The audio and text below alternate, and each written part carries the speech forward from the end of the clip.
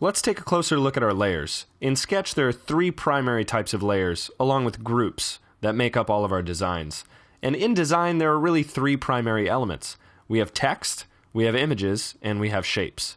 So if we take a closer look at the Layers panel over here on the left, we could see there are a bunch of groups in this document. And this is the Audio Player Phase 2 final document that you should all have. If I expand these groups, we can see inside some of these have A next to them.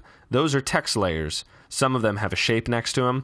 Those are shape layers. And if we go in and we find inside this CD art circle, this has a picture of a box with sort of a yin-yang type of box, and that's a bitmap. That's an image.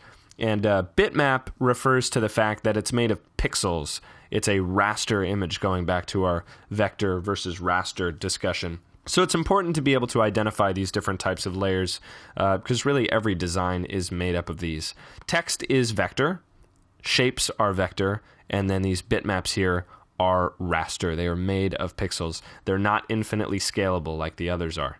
We'll get into this more deeply later, but these groups also behave in one of two different ways. Groups can be used to group elements together so they're more organized. Groups can also be used so that things move around together as one object. And you'll find within this document, if I click on this box here, it automatically expands the artwork area group, which is there just for organization's sake, and it selects the CD art circle group, which is there because the CD art circle is made of more than one object, and I want those objects to stay together. They move together. It's as if they're glued together. So with that, when you have a group selected, over here on the inspector, there's a little checkbox that says click through when selecting.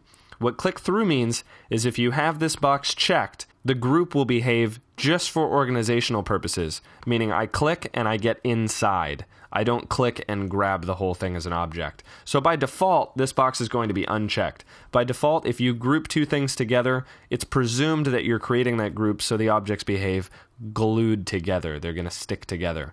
So you've got to go and check this box if you're only creating a group for organizational purposes. But we'll talk more about layer organization in a little bit.